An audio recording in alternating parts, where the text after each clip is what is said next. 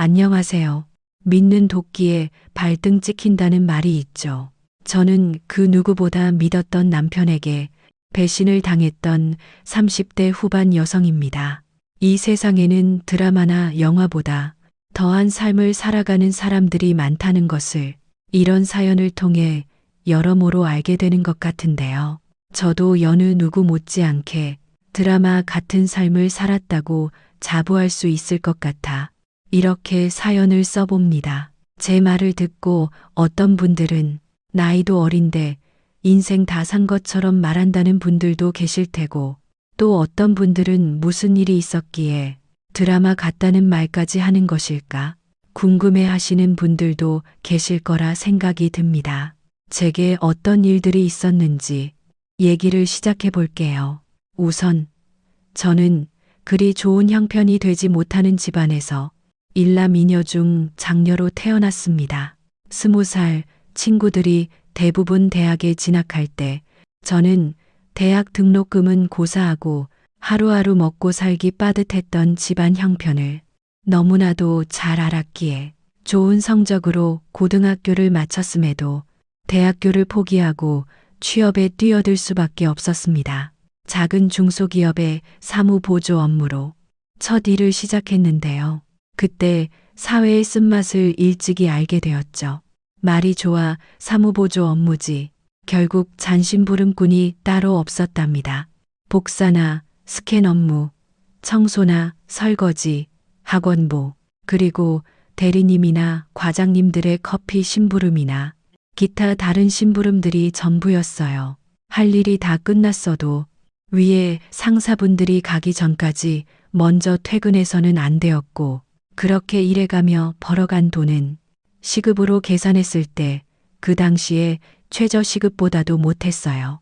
그 당시에 최저시급이면 요즘에 비해 반의 반도 안 되는 시급인데 그만한 최저시급도 못한 거였으니 말 다 한 거나 다름없죠. 그러던 어느 날이었습니다. 사장님 집으로 가서 강아지 산책 좀 시켜주라는 어이없는 심부름을 받은 저는 내키진 않았지만 하는 수 없이 사장님의 집으로 가게 되었어요. 그리고 그곳에서 저의 남편을 처음 만나게 되었죠. 남편은 그 당시 대학생이었는데요. 전날 과음을 했는지 얼굴이 시뻘개진 채로 강아지 목줄을 채우고 있는 저를 물을 벌컥벌컥 마셔대며 쳐다보더라고요. 그쪽은 누구신데 우리 집에서 또리를 데려가려고 하는 거예요? 물을 다 마셨는지 제가 누군지 묻는 남편에게 자초지종을 설명하였고, 산책을 가는 저를 따라 나오던 남편은 저에 대해 꼬치꼬치 캐묻기 시작했어요. 몇 살이에요? 20살이.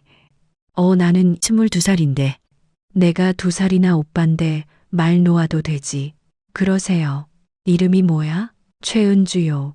아, 나는 손성민이라고 해. 반갑다. 반갑다며 악수를 청하는 남편의 모습이 그 당시엔 참 신기했어요. 저와는 너무나 다른 사람 같았거든요. 낯가림이 심한 데다 사장님 아들과 괜한 관계로 엮이고 싶지 않아 일부러 딱딱하게 벽을 쳐가며 말하는 저에게 아무렇지 않게 다가오는 남편이 그저 신기하고 한편으로는 조금 불편하기도 했어요.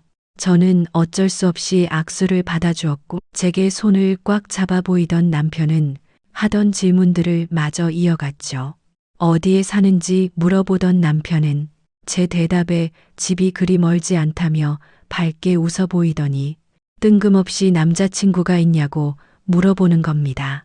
없다는 제 대답에 갑자기 핸드폰을 달라던 남편은 자신의 번호로 전화를 걸다가 끊더니 연락할게.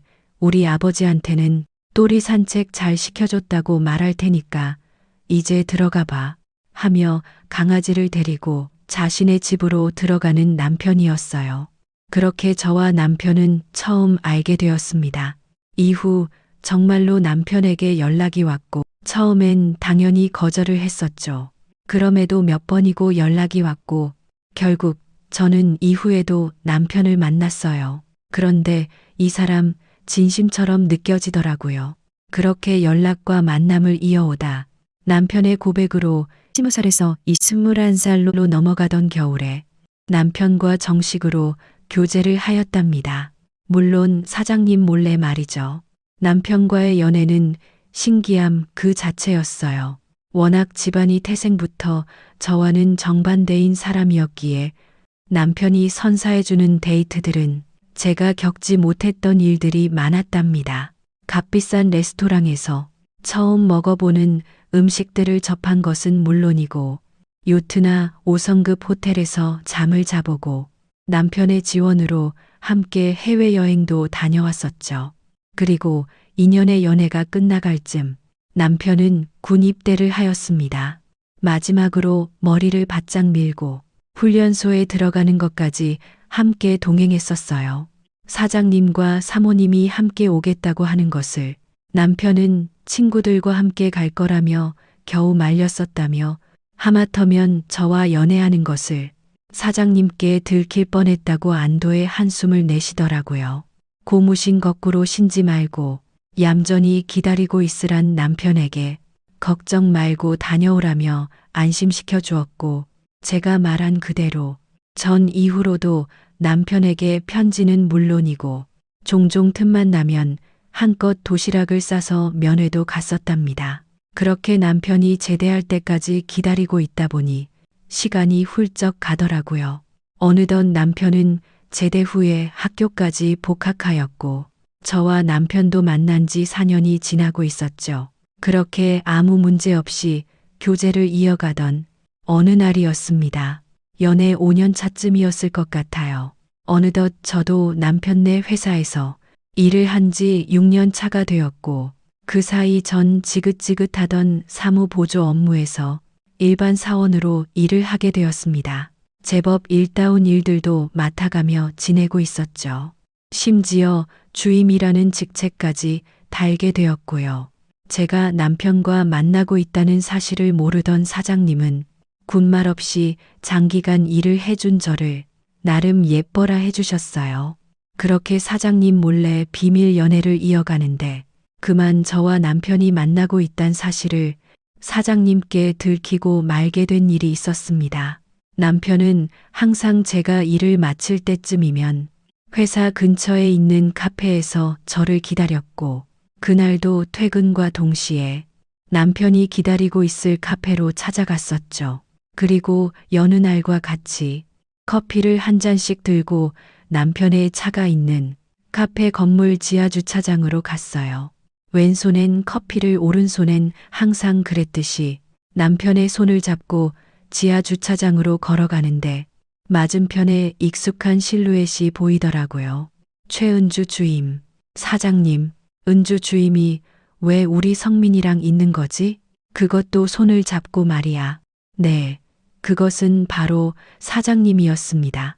사장님을 보자마자 놀란 건 저뿐만 아니라 남편도 마찬가지였어요. 남편도 처음엔 사장님을 보고 당황해하며 이마를 짚어 보이더라고요. 그러다 제가 잡고 있는 손을 빼려고 하니 갑자기 손을 더욱 꽉 잡아 보이던 남편이 저와 잡은 손을 당당하게 사장님께 내보이며 말했어요. 아버지, 저 은주와 사귀고 있습니다. 저희 만난 지 벌써 5년째예요. 그 말에 사장님의 표정은 가관도 아니었답니다. 그리고 이어 제가 보는 앞에서 남편의 뺨을 세차게 때리시더니 남편을 데리고 가더라고요. 그렇게 남편은 사장님의 손에 붙들린 채 그곳을 빠져나왔고 저와 남편의 관계를 다 들켜버린 뒤로 저는 회사에서 해고를 당하게 되었어요. 감히 뻔뻔하게 우리 아들놈이랑 5년씩이나 놀아나면서 나를 속여와 당장 이 회사에서 나가게. 이건 전적으로 최은주 씨 당신의 불순한 태도로 인해 벌어진 일이니까 회사에 뭐라고 바라는 게 있다면 꿈 깨고 앞으로 우리 성민이 볼 생각은 하지도 말게. 당장 유학이라도 보내버릴 테니까. 드라마에서나 존재할 줄 알았던 일들이 펼쳐지니 어안이 벙벙하더라고요. 그때 제 나이는 고작 23세에 불과했습니다. 한순간에 잘려버린 탓에 닥치는 대로 이곳저곳 이력서를 넣었었고 그새 소문이라도 난 것인지 어째 넣는 곳마다 다 서류에서부터 탈락을 하였죠. 고졸인 것도 한몫할 테지만 말이에요. 전 어쩔 수 없이 이런저런 아르바이트를 시작하였습니다. 그리고 남편도 함께 아르바이트를 시작했어요. 남편은 제가 회사에서 잘린 지 얼마 안 돼요. 강제로 유학을 보내려는 사장님을 피해 집을 나왔다고 합니다. 차도 뺏기고 카드도 정지된 상태에 부모님과 함께 살고 있는 저희 집엔 들어올 수가 없었기에 며칠 숙박시설에서 머물렀었어요. 그리고 남편은 며칠 뒤에 자신이 갖고 있던 값비싼 시계나 갖가지 물품들을 팔아 방 하나를 얻을 수 있었습니다. 제게 함께 살자며 동거를 요청한 남편의 제안을 받아들인 저 또한 보증금과 월세를 보태 함께 살게 되었습니다. 그렇게 동거를 시작하게 된 저와 남편은 몇 번 위기를 맞이했던 적도 있었는데요. 경제관념이 거의 잡혀있지 않았던 남편은 너무 쉽게 돈을 썼고 아끼고 저축이라는 것을 일체하지 않았어요. 그에 비해 저는 음식조차 남기면 버리기 아까워 냉장고에 두었다 먹는 것이 일상이었고 배탈만 나지 않는다면 문제없다고 생각했었죠. 5년간 크게 싸운 적이 없었는데 동거를 시작한 뒤로 꽤 많이 싸우게 되었던 것 같아요. 그래도 남편은 항상 제게 진심으로 대해 주었고 싸워도 금세 화해할 수 있었죠. 남편도 평소의 일이라는 것을 해보지 않고 있다가 이렇게 집을 나와 처음 사회생활을 겪으면서 꽤나 힘들어하였습니다. 쉽게 포기할 줄 알았던 남편은 그렇게 1년이 넘게 저와 함께 집을 나와 살았었습니다. 그러던 어느 날이었는데요. 주소를 어떻게 알았는지 사장님이 찾아왔고 저와 남편이 함께 있는 모습을 보고는 대차게 한숨을 쉬시며 교제를 허락할 테니 남편 보고 집으로 다시 돌아오라고 말하더라고요. 처음엔 남편도 사장님의 말들이 당황스러웠는지 생각에 잠겨 있는 듯 했어요. 사실 남편은 그 당시 사장님이었던 자신의 아버지를 싫어했었거든요. 남편이 어릴 적부터 시아버지는 외도를 밥 먹듯이 하였고 항상 여자가 끊이질 않았다고 합니다. 심지어 엄마가 아파 수술을 받는 날에도 다른 여자와 시시덕거리고 있었다며 자신의 아버지를 싫어하며 자신만큼은 그리 살지 않겠다고 다짐해 보였던 남편이었어요. 그러다 저의 시어머니이자 남편의 어머니는 남편이 10대일 때 돌아가시고 말았고 엄마의 빈자리가 1년이 채 지나지 않아 시아버지는 새어머니라며 다른 여자를 데리고 왔었다고 합니다. 이후로는 새엄마와 함께 살고 있었고요. 그래서 남편은 집을 나와 저와 함께 살 때 그렇게 말했었어요. 안 그래도 그 집에 있기 싫었었는데 집을 나오게 되니까 너무 좋다고 말이에요. 그러면서 자신의 속사정을 말해주곤 제 손을 잡으며 말했었죠. 나는 절대 우리 아빠처럼 바람 피우며 은주 너를 속썩이지 않을 거야. 나한테는 은주 너뿐이야. 그렇게 말하던 남편이었기에 저는 더욱 남편을 믿었던 것일지도 모릅니다. 아무튼 그날 사장님의 갑작스런 제안에 잠시 생각에 잠겨 고민하는 듯 하다가 사장님께 알겠다고 하며 긍정적인 대답을 보였죠. 이어 저보고는 월세를 본인이 계속 내줄 테니 여기서 그냥 계속 살라고 말하더라고요. 그리고 사장님께 집으로 돌아가는 대신 본인이 대학교를 모두 졸업하면 저와 결혼하게 해달라며 부탁했고 그러지 않으면 집으로 돌아가지 않겠다며 초강수를 두었죠.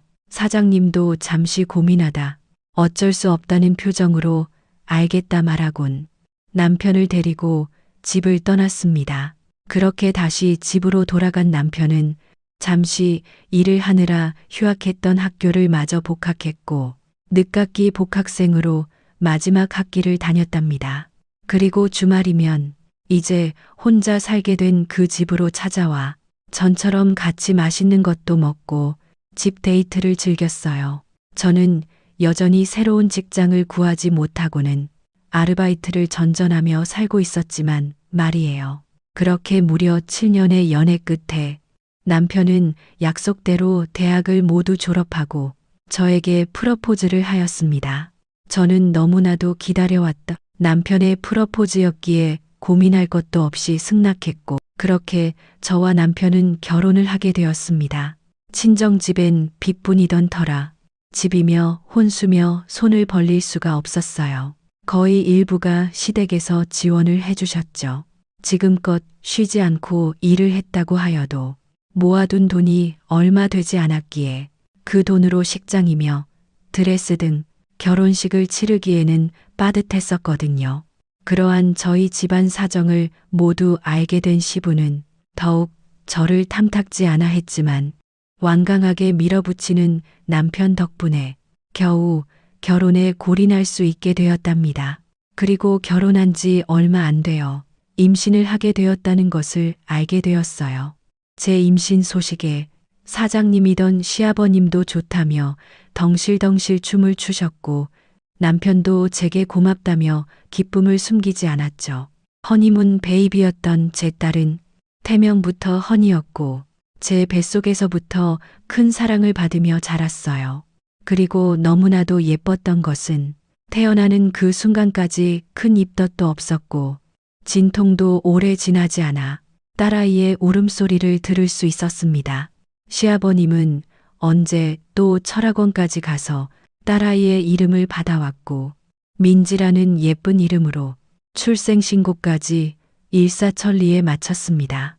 제 딸은 그렇게 모두의 축복을 한 몸에 받았었죠. 그런데 뱃속에 있을 땐 속 한번 썩이질 않던 아이가 낳고 나니 그리도 속을 썩이는 겁니다. 하루에 몇 번이고 울어대는 딸아이 덕분에 잠자는 시간은 고사하고 밥 먹을 시간조차 촉박했습니다. 아, 민지 울잖아. 아, 나 내일 아침부터 회의 있다고 말했지.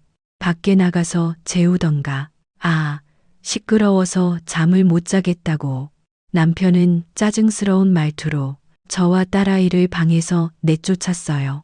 대학을 졸업하고 바로 제가 한때 일했던 시아버지의 회사로 들어가 일을 하기 시작했습니다. 회사에 들어간 이후로도 남편은 제게 한결같았어요. 그렇게 결혼 후에도 항상 다정하고 자상하던 남편은 민지가 태어난 뒤로부터 변하기 시작했습니다. 육아는 고사하고 항상 뭐가 그렇게 바쁜지 아침부터 밤까지 집에 들어오질 않았고 심지어는 주말마저 출근을 하였죠. 그때만 해도 참으로 순진했던 저는 남편의 말을 곧이곧대로 믿었습니다. 옷에서 웬 낯선 여자 향수 냄새가 나도 거래처 접대하러 간 술집에서 냄새가 조금 배어온 거라며 핑계를 대는 남편의 말에도 그러려니 하고 넘어갔었죠. 그렇게 독박 육아를 도맡아 하며 시간은 빠르게 흘렀고 아무리 가정주부라 일을 하지 않는다고 해도 차라리 나가서 돈을 버는 게 낫겠다는 생각이 들 정도로 하루하루가 지옥이었습니다. 내 천사 같은 딸아이는 너무나도 예뻤지만 가끔 악마처럼 울어댔다면 저 아이가 진짜 내 아이가 맞나 싶은 생각도 들 때가 있었어요. 지금 와서 생각해보면 참으로 못난 엄마이지 않았나 싶네요. 그렇게 시간이 흘러 딸아이의 돌이 지나고 어느덧 눈물은 그쳐지고 제법 걷고 말도 할 줄 아는 3살이 되었을 때였습니다. 그날도 어김없이 남편은 밤 12시가 다 지나서야 집에 뒤늦게 귀가했고 남편은 잔뜩 술에 취한 채로 술 냄새와 웬 여자 향수 냄새가 뒤섞여 악취를 풍기고 있었습니다. 비틀거리는 남편을 부축한 채 안방으로 들어와 남편의 자켓을 벗기는데 그 안에 와이셔츠 소매에 떡하니 여자 입술 모양의 립스틱 자국이 묻어져 있더라고요. 그리고 자켓 안에 있던 속주머니엔 술집 여자의 명함으로 보이는 게 있었어요. 그걸 보는데 속에서 천불이 나더군요. 당장이라도 뺨을 때려가며 이게 뭐냐고 따져 묻고 싶었지만 어쩐지 무서워졌습니다. 이 사연을 듣는 분들은 제가 답답하다며 저를 욕하실지 모르겠지만요. 그 당시에 저는 남편에게 버림받는 것이 더 두려웠어요. 남자가 일을 하다 보면 이런 술집도 갈 수 있고 잠시 유흥을 즐길 수도 있지 하며 자기 합리화를 했던 것 같아요.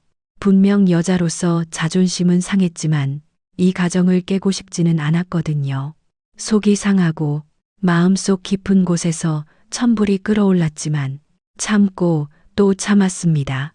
예전에는 한없이 다정하고 자상했던 남편의 잔상이 남아 있었어요.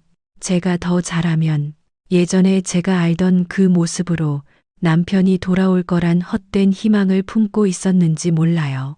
분명 바람을 피우던 자신의 아버지가 너무나도 혐오스럽다던 제 남편은 어느새 자신이 혐오하는 그 모습을 닮아가고 있었습니다. 그렇게 남편의 외도를 알면서 참고 넘어간 세월이 무려 5년이나 흘렀고 그동안 노력한다며 애쓰던 제 모습이 너무나도 비참하리만큼 남편은 저와 제 딸에게 무관심해 갔습니다. 그러다 딸아이가 초등학교에 입학하던 날이었습니다. 여보, 오늘 민지 학교 첫 입학식인데 같이 가줄 거지? 민지 엄청 기대하고 있어. 나 오늘 중요한 미팅 있어. 민지 입학식에는 당신이 가면 되잖아. 당신, 민지 유치원 졸업식에도 회사 일 때문에 바쁘다며 못 왔었잖아.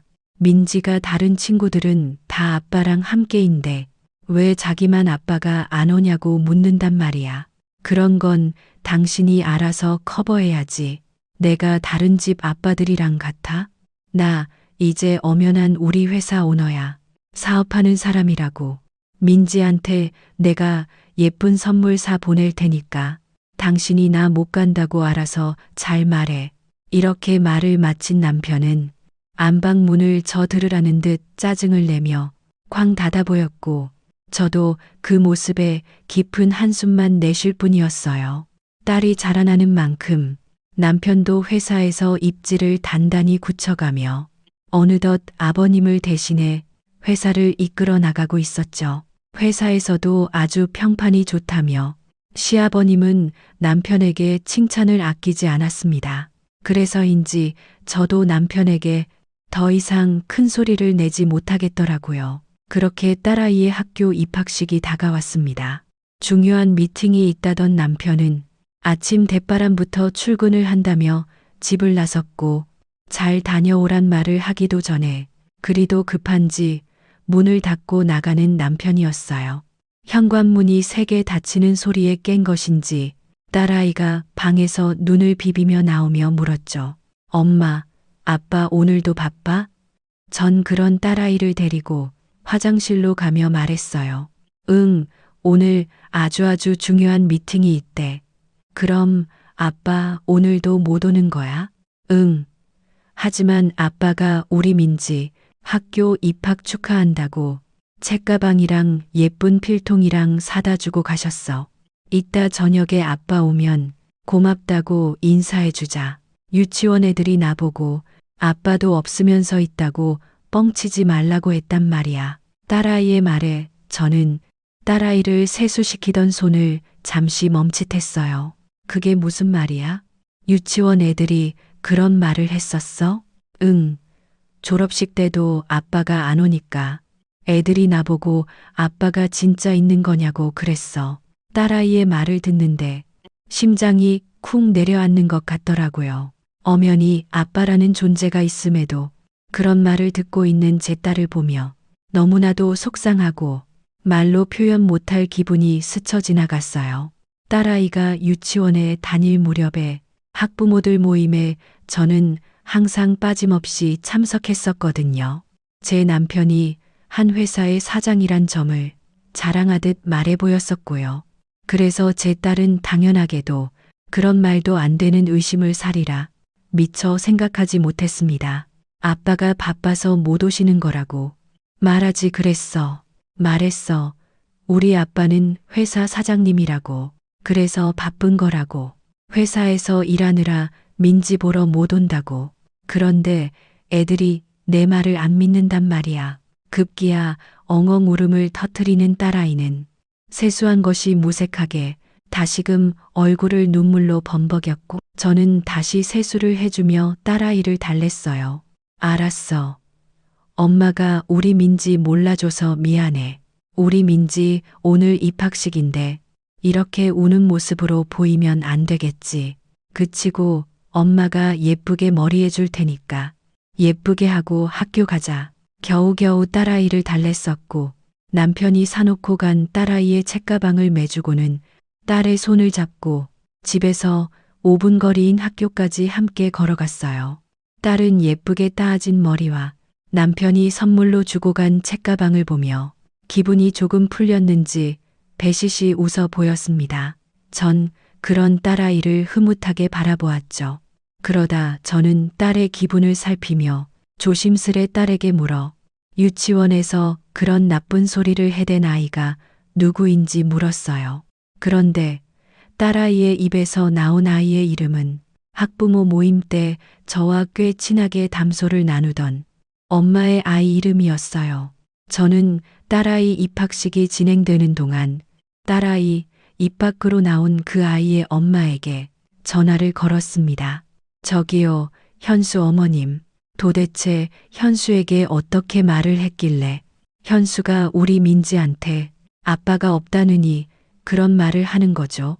어머, 민지 어머님 다짜고짜 전화해서 안부는 고사하고 갑자기 애들끼리 장난 좀 친 걸 가지고 따지고 그러세요? 그렇게 안 봤는데 사람 참 무례하시네요. 뻔뻔하게 나오는 상대 학부모의 태도에 기가 막혀 말이 안 나오더라고요. 제가 뭐라 더 따져 물으려 겨우 입을 떼는 순간 상대 엄마의 말에 다시 입이 다물어지고 말았습니다. 그리고요, 민지 어머님. 우리 집 옆집 사시는 애 엄마 남편이 민지 어머님이 말하던 그 남편분네 회사 사장이랍니다. 그 집은 오고 가며 몇 번 그 남편분과 함께 마주친 데다가 명함까지 직접 받은 적이 있어요. 그런데 그렇게 뻔뻔하게 남의 남편을 자기 남편이라고 뻥을 쳐댔는데 내가 어떻게 그 말을 믿겠어요? 그냥 민지네는 아빠가 없어서 남의 남편을 자기 남편이라고 거짓말로 둘러대는구나 이렇게 생각하죠. 그게 무슨 소리예요? 명함 받은 거 확실해요. 아, 진짜 제가 말하던 그 회사 사장 명함이던가요? 아, 그렇다니까요.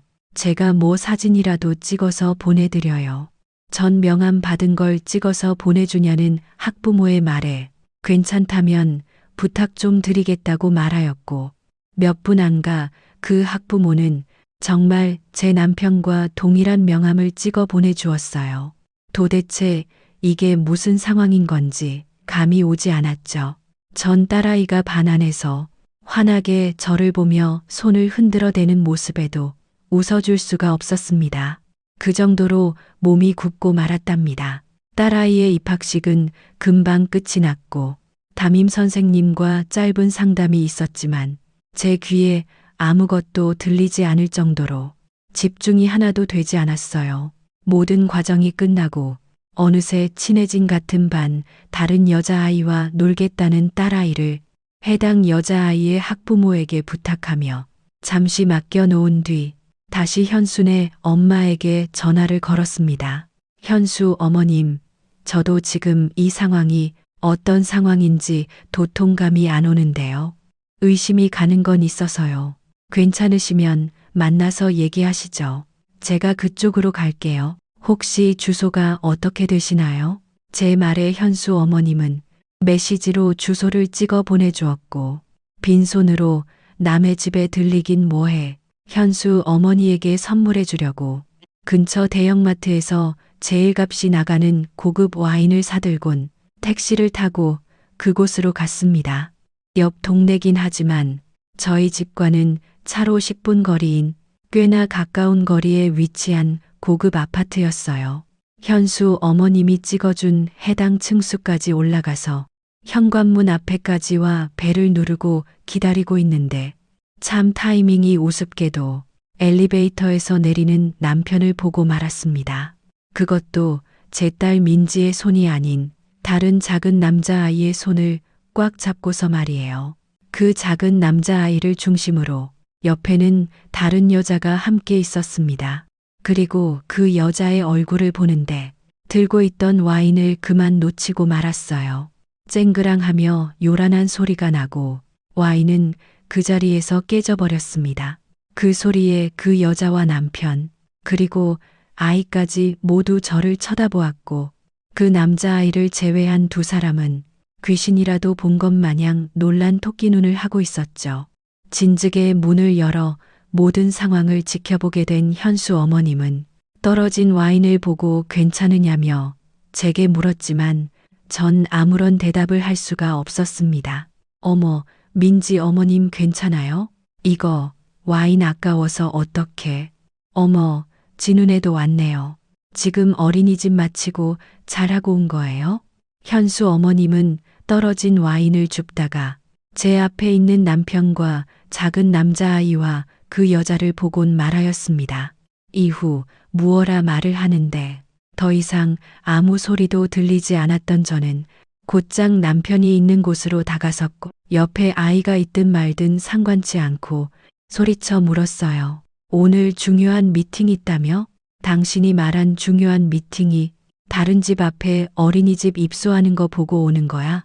우리 민지는 유치원 졸업도 초등학교 입학식도 같이 안 갔잖아. 어떻게 된 일인지 당장 설명해. 악에 바친 제 목소리가 복도 전체를 쩌렁쩌렁하게 울렸습니다. 눈에 보이는 게 없었거든요. 제 분노에 남편 옆에 있던 그 작은 남자아이는 그만 울음을 터뜨렸고 그 옆에 있던 다른 여자가 곧장 그 아이를 달래며 현수 어머니네 옆집으로 들어갔습니다. 현수 어머님도 제 소리에 깜짝 놀랐는지 쪼그려 앉은 채 와인 파편을 줍고 있다. 발라당 자빠져 버렸고 상황이 심각하단 걸 느꼈는지 집 안으로 다시 들어가 버리더군요. 당신이 여기를 어떻게 알고 왔는지 모르겠지만 딸아, 나와. 나가서 말해. 그제야 남편은 제 손목을 잡고 따라오라며 저를 엘리베이터 쪽으로 끌고 갔고 저는 남편의 손을 떼어내며 소리쳤어요. 아니, 그냥 여기서 말해. 왜? 다른 사람들한테 본인 정체가 들통나는 게 무섭나 보지? 어디 설명이나 해봐. 당신의 회사 김지연 씨가 왜 당신과 함께 있는지 또 그 중간에 남자아이는 뭔지 다 설명해 보라고. 제가 남편과 교제를 한다는 사실을 시부에게 들키기 전 제가 주임으로 승진을 하였을 때 저보다 2살 어린 신입사원 한 명이 추가로 채용되었었어요.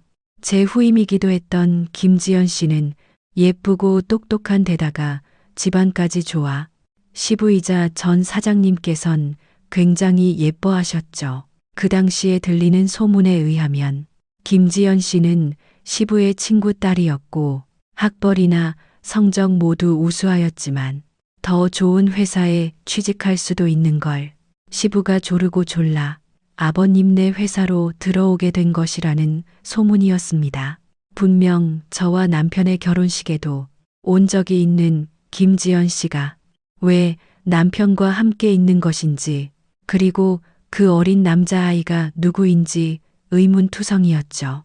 그런데 아이를 다 달래기라도 한 것인지 갑자기 복도로 나온 김지연 씨가 제게 남편을 대신하여 말을 하더군요. 제가 설명하죠. 일단 저 아이는 성민 씨 아이예요. 남의 애가 아니란 말이죠. 올해로 4살이에요. 저랑 이렇게 두 집 살림을 하게 된 것은 5년째고요. 그리고 이런 사실을 아버님도 알고 계세요. 최 주임님에게는 미안하지만 이왕 이렇게 다 들킨 김에 말을 다 해야겠네요. 성민 씨랑 이혼해 주세요. 위자료는 잘 챙겨드리죠. 설마 마음에도 없는 남자 끌고 살 건 아니겠죠?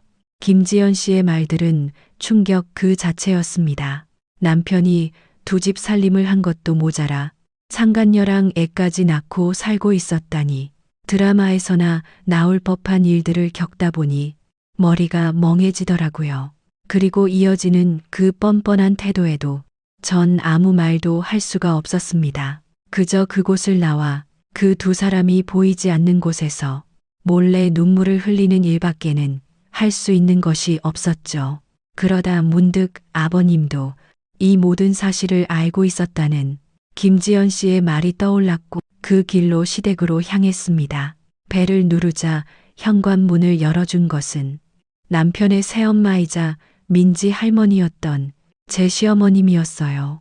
갑자기 찾아간 제 모습을 보고 놀란 시모는 연락도 없이 어쩐 일이냐며 물었지만 대답은 하지 않은 채 물었어요. 아버님은 안에 계시나요? 안방에 계신단다. 무슨 일이 있는 거니? 죄송합니다, 어머님. 제가 다음에 다시 말씀드릴게요. 제게 무어라 말을 하려는 시어머니를 뒤로 하고 전 안방 문을 두어 번 노크한 뒤 그 안으로 들어가 버렸죠. 아버님, 민지 아빠가 외도했다는 사실을 알고 계셨다는 거 사실이에요? 너 이게 어디서 배워먹은 버릇이냐? 갑자기 찾아와서는 어디서 언성을 높이고 있어? 사실이냐고 묻잖아요. 그래. 이래서 못 배워 먹은 것들은 상종하면 안 된다니까. 네가 내 남편도 관리 못해서 그렇게 일을 벌린 거면 내 탓을 해야지. 여길 어디라고 찾아와서 행패야? 어떻게 알게 된 건지 모르겠지만 니들 이렇게 된 김에 이혼해라. 성민이도 보니까 진우 어미한테 아예 마음 굳힌 것 같고 너도 이미 맘 떠난 사람. 괜히 붙잡고 있지 말고 그냥 정리하고 새 출발해라. 아버님이 어떻게 그러실 수가 있으세요? 다 알았을 때 그때 최소한 저한테 말씀은 하셨어야죠. 어떻게 그걸 다 알면서 그냥 넘어가실 수가 있으세요? 정말 너무하시네요. 그렇게 말을 마친 저는 곧장 시댁을 나와 민지가 있는 민지 친구네로 갔습니다. 아직 마음을 다 추스리지는 못했지만 딸아이를 다른 집에 너무 오래 맡겨둘 수가 없었어요. 저는 눈물을 닦아내고 딸아이의 친구네 초인종을 눌렀고 그곳에서 엄마 하며 딸아이가 뛰쳐나와 제 품에 안겨버렸죠. 겨우 눈물을 닦아냈는데 딸아이를 보자마자 다시금 눈물이 왈칵 쏟아질 것 같더라고요. 겨우 울음을 참으며 잠시 동안이지만 딸아이를 봐준 그 딸아이 친구의 엄마에게 고맙다 인사를 한 뒤 딸아이를 데리고 집으로 갔습니다. 그런데 집으로 가니 남편이 짐을 싸고 있더라고요. 당신 지금 뭐 하는 거야? 집을 나가기라도 하겠다는 거야? 전 곧바로 딸아이를 잡고 있던 손을 놓은 채 짐을 싸고 있는 남편에게로 가 버럭 소리쳤고 남편은 뭐가 그래도 잘난 건지 되려 뻔뻔한 태도를 보였습니다. 그래, 그동안 참고 살아줬으면 됐지. 이미 다 알았는데 내가 너랑 한 침대에서 한 이불을 덮고 잠을 잘 수가 있겠니? 어쩜 이래도 뻔뻔할 수가 있어? 당신 아버지 보면서 당신은 아버님처럼 절대 바람 피우지 않겠다고, 당신 아버지처럼은 살지 않겠다면서 전 이 집안의 딸아이도 함께 있다는 것을 미처 생각하지 못한 채로 계속 말을 이어갔습니다. 당신 이래서 우리 민지 유치원 행사며 졸업식이며 오늘 같은 학교 입학식도 모두 안 온 거였어? 당신 그 여자 때문에 안 간 거였어? 당신 꼴 보기 싫어서? 남편의 대답에 말이 안 나오더군요. 기가 차서 입 밖으론 허탈한 숨만 새어 나왔고 남편은 어느새 짐을 다 싼 것인지 캐리어와 큰 가방 몇 가지를 들더니 제게 말했어요. 위자료는 이 집이면 되지. 이혼 서류는 변호사 통해 전달될 거야. 원만하게 협의 이혼하자. 괜히 일 키우지 말고. 아, 그리고 민지는 내가 키울게. 뭐, 당신이 뭔데 우리 민지를 키워? 절대 안 돼. 청천벽력과도 같은 말이었어요. 제게 하나뿐인 제 마지막 희망 같은 기쁨이던 제 딸을 데리고 간다니. 그것도 그런 상간녀와 함께 살게 둘 수는 없었죠. 넌 능력도 없잖아. 내가 민지 잘 키울게. 행여나 소송 같은 거 할 생각은 꿈도 꾸지 마. 어차피 변호사 선임할 돈도 없겠지만 네가 나랑 싸워봤자 싸움이나 되겠어? 그리고는 어떻게든 민지를 위해 무엇이 더 나을지 잘 생각해봐. 일 안 하고 산 지 10년 넘은 네가 지금 나와 일을 한다고 해봤자 내 몸 하나 간수하기 힘들 텐데 민지를 데리고 잘 살 수나 있겠어? 민지 오늘 초등학교 입학했어. 어쩜 말을 해도 저렇게 재수 없게 하는 것인지 속에선 천불이 끓어오르고 울분이 쏟아졌지만 차마 남편의 말들을 반박할 수가 없었어요. 틀린 말들은 아니었거든요. 그저 입을 다문 채로 남편을 노려볼 뿐이었죠. 아무것도 할 수 없는 제 자신이 참으로 무기력해 보였고 못나 보였어요. 그때 느꼈던 그 수치심은 감히 말로 표현할 수가 없네요. 민지는 다음 주에 데리러 올 거야. 지금 그 집에 민지가 쓸 방을 리모델링 중이거든. 그때까지 민지랑 잘 즐기고 있어. 민지 짐도 미리 싸주면 고맙겠고 민지 학교는 그대로 다니게 할 거야. 입학한 지 얼마 안 돼서 전학시키기도 그렇고 그 집하고 학교까지 거리도 뭐 엄청 먼 것도 아니니까. 그 말을 끝으로 남편은 현관문 앞까지 캐리어와 싸둔 가방들을 끌고 나왔고 방 안에 있던 딸아이는 남편이 나간다는 것을 안 것인지 방에서 뛰쳐나와 남편에게 가물었죠. 아빠, 어디 가요? 엄마랑 싸운 거예요? 딸아이의 말에 남편은 민지 키에 맞춰 몸을 낮추더니 눈높이를 맞춰가며 말하더라고요. 민지야, 아빠 말 잘 들어. 엄마랑 아빠는 이제 부부가 아니야. 우리 민지, 아빠가 다음 주에 데리러 올게. 그동안 엄마랑 재밌게 놀고 있어. 학교도 잘 다니고 선생님 말씀 잘 듣고 친구들이랑 잘 놀고 있고. 딸아이는 남편의 말에 동그란 눈에 눈물이 그렁그렁 차올랐지만 겨우 울음을 참아내려 하는 것처럼 보였고 고개만 끄덕여 보였습니다. 어쩜 남편은 애한테도 그리 매정하게 말을 할 수가 있는 것인지 잘 돌려 말하면 안 되는 것인지 정말 저런 남편에게 내 딸을 보내도 되는 것인지 마음이 착잡했어요. 남편은 그 말을 끝으로 집을 나갔고 남편이 나가자 참았던 눈물을 터뜨리며 엉엉 우는 딸아이를 겨우 달래주었죠. 겨우 달랜 딸아이를 씻기고 침대에 눕혀 잠을 재우려는데 딸아이가 갑자기 조망만한 손으로 제 손을 잡더니 말하더라고요. 엄마, 아빠랑 화해하면 안 돼? 그 말을 듣는데 왜 그리 마음이 시큰거리던지 저는 딸아이를 품에 안으며 미안하단 말만 해 보일 뿐이었습니다. 그리고 얼마 안 가 뭐가 그래도 급한 건지 곧바로 남편 쪽 변호사에게 연락이 왔고 저는 그렇게 힘없이 이혼을 당하고 말았습니다. 이혼 서류에 도장을 찍는데 손이 벌벌 떨리더라고요. 무려 17년을 알고 지낸 남편과 그렇게 짧게 끝이 났습니다.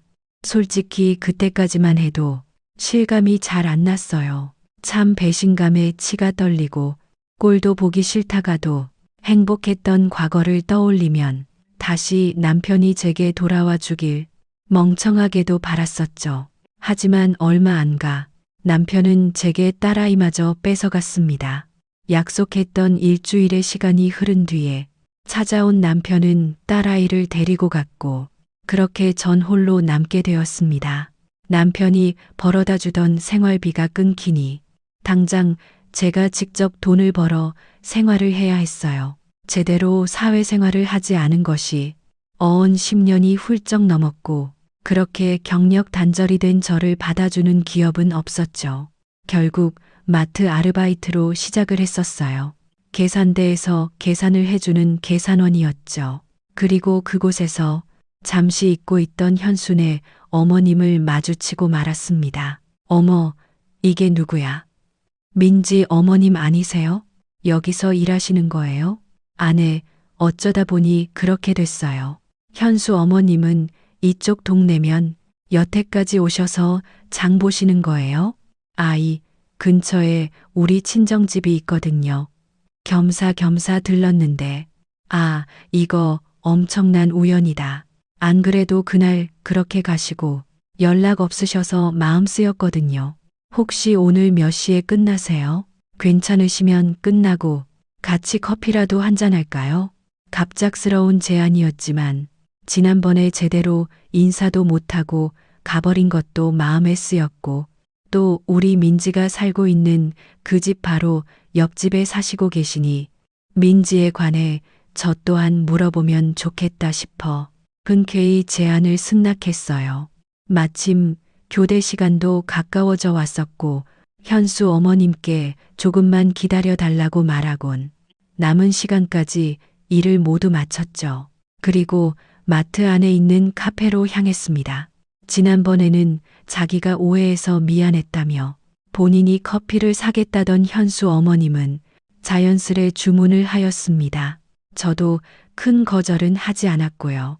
그리고 금방 나온 커피를 제 자리에 놓아주던 현수 어머님이 먼저 입을 열었습니다. 커피를 어디 사과나 되겠어요. 다음엔 밥이라도 사드릴게요. 제가 저번 결례가 많았어요. 민지 어머님. 아니에요. 현수 엄마가 오해할 만했죠. 저마저도 제 남편이 두 집 살림을 하리라고는 상상도 못하는 걸요. 역시나 맞죠. 두 집 살림. 민지 엄마가 조강지처고 진우 엄마가 그럼 상간녀였던 거 맞죠? 네, 다 들으셨구나. 그날 워낙에 복도에서 큰 소리로 떠들었기에 현수 엄마가 모든 얘기를 다 들었으리라곤 생각했는데 눈치가 빠른 것인지 상황 파악이 잘 되는 것인지 단번에 상황들을 캐치해낸 현수 엄마라 제가 더 자세히 설명할 필요가 없었어요. 민지가 진우 엄마랑 같이 살던데 이혼하고 민지까지 보낸 거예요? 네, 아무래도 경제력이 남편이 훨씬 좋았고 민지한테도 엄마 혼자 있는 것보단 비록 새엄마여도 제대로 된 환경 속에서 사는 게 더 낫겠다 싶어서 어쩔 수 없이 보냈어요. 어머, 어쩜 이런 일이 다 있나? 아, 진짜 속이 말이 아니시겠어요. 민지 어머니, 현수 엄마에게 이렇게 위로를 받을 줄은 상상도 못했는데 그 말을 듣는데 눈물이 나올 것만 같더라고요. 현수 엄마는 그런 제 마음을 알기라도 한 건지 제 두 손을 꼭 잡아 보였고 생각보다 따뜻했던 그 손은 저를 한 번 더 위로해 주었습니다. 사실 딸이 그렇게 가버린 지도 벌써 반년이 지났었습니다. 딸도 남편도 없이 홀로 남겨진 그 집에서 우울한 삶을 살아가던 제게 꼭 필요했던 위로가 아니었나 싶어요. 이후 제 얘기를 모두 들어주던 현수 엄마가 좋은 게 생각났다며 잠시 자신의 핸드폰으로 뭔가를 검색하더니 제게 그 핸드폰을 보여주며 말했어요. 경력 단절된 여성들에게 지원해 주는 건데 자격증도 딸 수 있게 해주고 지원금도 나온대요. 나 아는 애 엄마도 이걸로 회사 취직했다고 들었어요. 민지 엄마도 한번 알아봐요. 이런 마트에서 시간 낭비하지 말고 더 큰 곳에서 보란 듯이 잘 살아주는 거예요. 제게 있어 너무나도 좋은 정보였습니다. 제대로 된 곳에서 매달 나오는 월급 받고 안정적으로 자립하며 살 수 있다면 딸아이를 다시 되찾아올 수도 있지 않을까 하는 희망이 생겼거든요. 너무 고마워요, 현수 엄마. 고맙긴요. 괜히 내가 한 오해 때문에 민지한테 불미스러운 소문 돌게 된 걸 생각하면 내가 더 미안하지. 아 참, 그리고 내 남편이 변호사예요. 민지, 엄마 혹시라도 변호사 선임할 일 생기면 언제든지 연락해요. 내가 남편한테 잘 말해서 변호사 선임비 최대한 절충해 볼 테니까. 그럼 지난번처럼 애 뺏기는 일은 없을 거 아니야. 현수 엄마는 남편의 명함이라며 변호사 명함을 하나 건네주었고 그 명함이 언젠가 제게 동아줄이 될 것만 같아 냉큼 받아 넣었어요. 전 다시 한번 현수 엄마에게 고맙다 전했고 그날 이후로 전 현수 엄마와 친한 친구가 되었답니다. 그로부터 시간이 더욱 흘렀어요.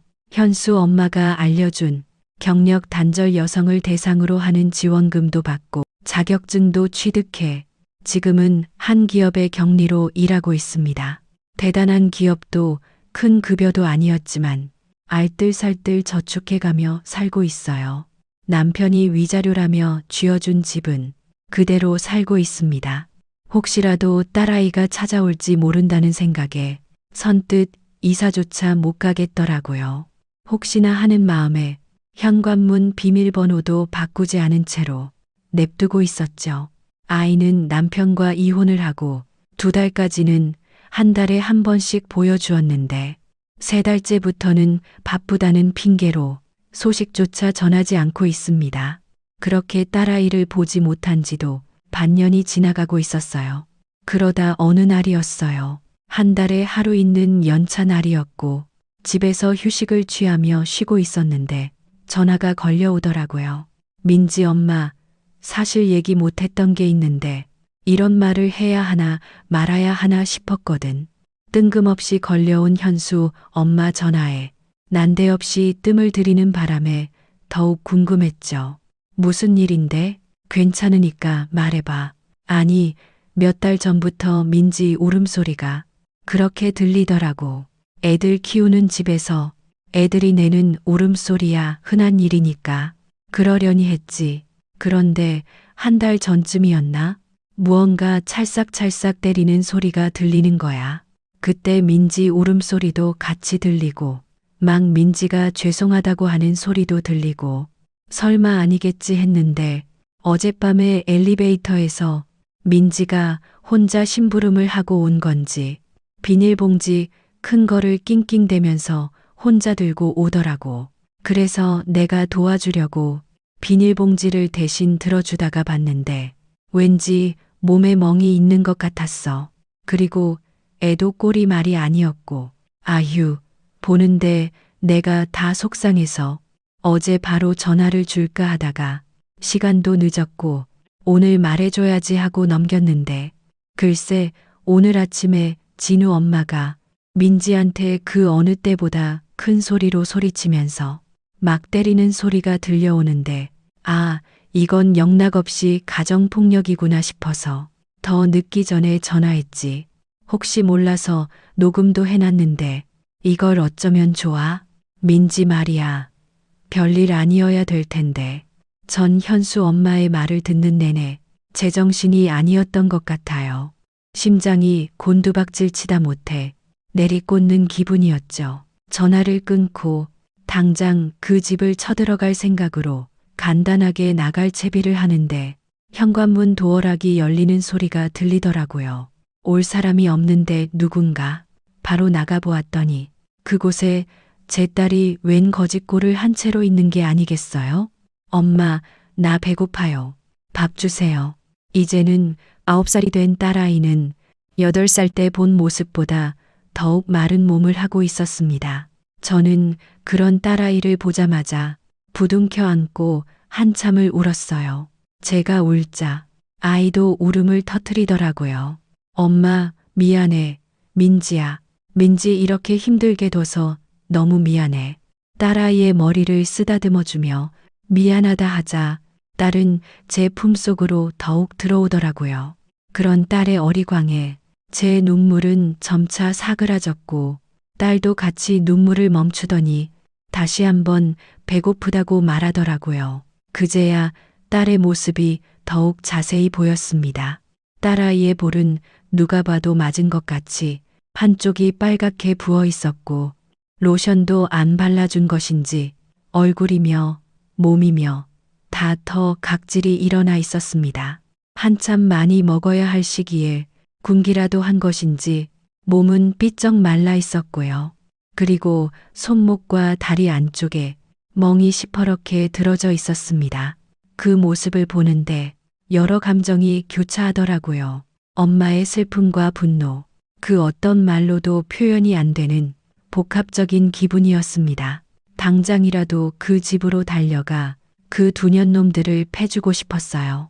사람 같지도 않은 그 두 인간들을 똑같이 벌주고 싶었죠. 하지만 그런다고 일이 해결되지 않는다는 것을 그 누구보다 잘 알았기에 다른 계획을 잡기로 했습니다. 더 이상 약해 빠진 모습을 보이면 안 되겠다 싶었어요. 마음을 굳게 먹고 그 망할 남편 놈과 상간녀인 그년을 수렁에 빠뜨릴 복수를 준비했습니다. 사회에서 아예 매장을 시키기로요. 이후 배고프다는 딸을 데리고 근처 고깃집으로 갔어요. 예전에도 딸아이가 좋아하던 고깃집이었는데 오랜만에 밥을 먹는 것처럼 다 구워지지도 않은 고기들을 허겁지겁 집어먹더니 이내 화장실로 달려가 토하더라고요. 그 모습을 보는데 너무나도 속상해 또다시 그 두 년놈들에게 이가 갈렸죠. 혹시나 딸아이의 몸이 잘못된 것은 아닐까 하여 곧장 병원으로 데려가 검사를 진행하였습니다. 불행인지 다행인지 특별히 병이 있거나 큰 이상이 있던 것은 아니었지만 빈혈기와 몇 군데 타박상이 보였다고 해요. 의사 말로는 누군가에게 맞은 듯한 타박상이었다고 합니다. 그렇게 진단서를 끊고는 수액을 맞고 있는 딸아이에게 가 조심스럽게 물었습니다. 민지야, 누가 너를 이렇게 만들었어? 그러자 큰 눈망울에 눈물이 글썽이던 딸은 다문 작은 입술을 열어 말해 주었죠. 새엄마가 처음엔 아줌마라고 불렀다고 때리고 다음엔 진우랑 놀다가 진우가 울었다고 때리고 그 다음엔 엄마랑 닮았다면서 막 욕하고 때렸어. 엄마, 나 너무 무서웠어. 아빠는 새엄마가 민지 때린 거 몰라? 아빠도 알아. 근데 나한테 신경 하나도 안 써. 맨날 진우만 예뻐하고 진우만 챙겨. 나 그 집 가기 싫어. 엄마, 그냥 엄마랑 나랑 우리 집에서 둘이 살면 안 돼? 알았어. 엄마랑 둘이 살자. 앞으로 우리 민지 어디도 못 데려가게 할 거야. 전 엉엉 우는 딸을 다시 한번 안아주었고 그 망할 두 년놈들을 생각하며 손을 꽉 쥐는 탓에 손바닥이 손톱 자국에 패어버린 것도 몰랐었죠. 그리고 병원을 나오는 길에 현수 엄마에게 전화를 걸어 모든 상황을 말해 주었습니다. 그리고 도움을 요청했어요. 전에 현수 엄마에게 받은 명함을 꺼내 들고 현수 아빠가 변호사로 있는 변호사 사무실로 갔습니다. 그리고 그곳에서 딸에게 더욱 자세한 말들을 들을 수 있었어요. 집에서는 물론이고 엘리베이터나 차 안에서도 딸아이를 말을 안 듣는다는 얼토당토하는 핑계로 상간녀이자 계모인 그녀는 딸에게 손찌검을 하였다고 합니다. 불행 중 다행인 것은 딸은 일기장에 그 모든 내용들을 써놓았었고 엘리베이터에서 딸에게 폭력을 행사했다는 CCTV의 증거 영상을 일기장 속 날짜와 대조하여 확보할 수 있었다는 거였죠. 그 밖에도 현수 엄마가 옆집에서 녹음한 내역과 딸아이의 증언, 그리고 병원에서 끊어다 준 진단서, 이 모든 것들로 딸아이의 양육권은 물론이고 남편 놈과 그 상간녀를 나락으로 보내버릴 수 있었죠. 그날 저녁이 지나고 밤 12시가 지나서야 전 남편 놈에게 전화가 오더라고요. 민지가 없어졌는데 혹시 거기 있냐면서 말이에요. 참으로 어이가 없었고 전 참지 못하고 욕설을 내뱉으며 전화를 받았죠. 너 진짜 뭐 하는 새끼니? 진짜에 아빠가 맞긴 한 거니? 민지 얼굴이며 몸이며 성한 게 하나도 없어. 알아? 김지연 그년이 우리 민지 이렇게 만든 동안 너는 방관만 했다며. 넌 우리 민지 데려갈 자격 없어. 내가 양육권 소송은 물론이고 너희들 아동학대로 아동폭력으로 고소할 거야. 제 말에 콧방귀를 끼며 전 남편 놈은 네가 무슨 수로 고소를 할 거냐며 빈정댔고 그런 전 남편에게 두고 보라고 말한 뒤 전화를 끊었습니다. 그리고 며칠 뒤 콧방귀를 뀌던 전 남편의 얼굴이 새파랗게 질릴 만한 일들이 터졌죠. 제가 바라던 대로 두 년놈들에 대한 재판이 열렸고 워낙 증거도 충분하고 딸아이의 직접적인 증언도 있었기에 재판은 당연히도 저와 딸아이의 승리였습니다. 그 두 년놈들은 현재 감옥에서 콩밥을 먹고 있고요. 그리고 남편과 상간녀가 감방에 들어간 것이 힘이라도 된 것인지 남편의 회사의 한 직원의 제보로 전 남편과 그 상간녀가 행했던 모든 악질이 밝혀졌습니다. 회사 공금 횡령과 직원들에게 행했던 갑질과 폭언 등 죄가 죄를 더해 두 년놈들의 형량은 더욱 늘었고 전 남편 놈의 회사는 최근에 결국 문을 닫았다고 해요. 그리고 딸아이와 저는 그 집을 팔고 그 두 년놈들이 찾을 수 없는 지방으로 내려와 살고 있습니다. 전보다 작은 평수지만 신축 아파트라 시설들이 좋았고 지방이라 그런지 집값도 생각한 것보다 나쁘지 않아 무리 없이 이사를 올 수 있었습니다. 그리고 그동안 짧지만 나름 경력이 쌓였던 저는 다행히도 바로 이직을 할 수가 있었고 딸의 전학도 문제없이 진행되었죠. 현수 엄마와 멀어진 것은 아쉽지만 종종 제가 있는 곳으로 놀러와 전 남편 놈의 이야기를 들려주곤 합니다. 전 남편과 상간녀 사이에서 태어난 그 진우라는 남자아이는 전 시부가 맡겠다며 데려갔다고 해요. 그 소식을 듣는데 그 나이 드신 분이 이제라도 어린 손자 뒷바라지에 한번 호되게 당했으면 좋겠다는 그런 못된 마음이 들더라고요. 한창 뛰어놀 남자아이라 에너지가 넘쳐날 텐데 고생 꽤나 하겠구나 싶었어요. 그리고 소송을 진행하는 동안 전 시어머니가 찾아온 적이 있습니다. 딸아이가 상간녀에게 당했던 일들을 들려주자 눈물을 흘리며 본인이 더욱 면목이 없다 말하더라고요. 전 남편의 새어머니이자 전 시모는 상간녀의 존재도 뒤늦게 저와 전 남편이 이혼을 하면서 알았다고 해요. 자신의 남편과 아들을 대신하여 본인이 사과하겠다며 무릎까지 꿇어 보이던 전 시모였습니다. 어머님이 사과할 일이 아니라며 일어나라고 바로 부축해 보이긴 하였는데 이렇게 사연을 쓰다 보니 그런 생각이 들더군요. 계모라고 하여 모두 다 나쁜 사람만 있는 것은 아니라는 것을요. 전 시어머니처럼 계모여도 친엄마처럼 본인이 나서서 친자식은 아니더라도 그 자식의 일에 무릎까지 꿇어 보이는 사람이 있는 반면 상간녀처럼 자기 자식만 소중한 줄 알고 남의 귀한 자식은 아무런 죄도 없이 때리는 그런 사람도 있다는 것을 말이에요. 이 세상에 무수한 사람들이 있고 다양한 성격의 사람들이 존재합니다. 하지만 그 무엇도 학대와 폭력은 있으면 안 되는 일이라고 생각합니다. 더 이상 저와 제 딸아이와 같은 일들이 일어나지 않기를 바라며 큰 용기를 내어 이 사연을 써봅니다. 저는 현재 딸아이의 몸과 마음 전부를 씻어주지 못하겠지만 상처를 보듬어 주려고 노력 중에 있습니다. 그 무엇보다 딸에게 집중하며 풍요롭지는 않지만 남부럽지 않게 그렇게 행복하게 살고 있어요. 제 복수가 다른 사연들에 비해 엄청난 통쾌함을 전해주는 것은 아니었을지 몰라요. 하지만 제일 중요한 것은 현재 저의 상황이 아닐까 싶습니다. 저는 현재 딸과 함께여서 너무 행복하고 서로의 버팀목이 되어주며 살고 있습니다.